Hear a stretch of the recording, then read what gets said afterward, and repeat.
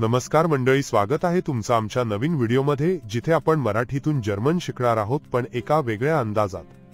आज आपण बोलणार आहोत आवडी-निवडींबद्दल, कारण परदेशी लोकांशी जोडले जाण्याचा हा एक उत्तम मार्ग आहे. जर्मन मध्यमला आवडतं हे व्यक्त करण्यासाठी ich mag हा शब्दप्रयोग वापरला जातो.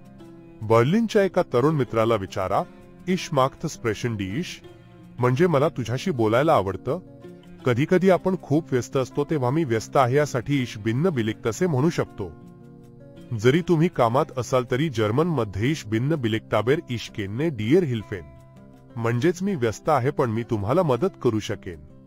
तुमचा आवडता खेळ कोणता हे सांगण्यासाठी Lieblingsspiel हा शब्द उपयोगी पडतो. समजा तुम्हाला फुटबॉल आवडतो तर तुम्ही म्हणू शकता Meiner Lieblingsspiel ist Fußball. नवीन गोष्टी शिकणं हा अनेकांचा छंद असतो, त्यासाठी लर्ना गेर्ना हा वाक्यप्रयोग उत्तम आहे. नवीन जर्मन शब्द शिकताना हसून म्हणा ich lerne gerne die deutsche Sprache. फिरण्याची आवड असणाऱ्यांसाठी रेझेन गेर्ना हा शब्दसमूह योग्य आहे. परदेशात फिरताना स्थानिक लोकांशी बोलताना सांगा ich reisen gerne und mein Lieblingsland ist meines . तर आज आपण काही नवीन जर्मन वाक्ये शिकलो, जी तुम्हाला नक्कीच उपयोगी पडतील.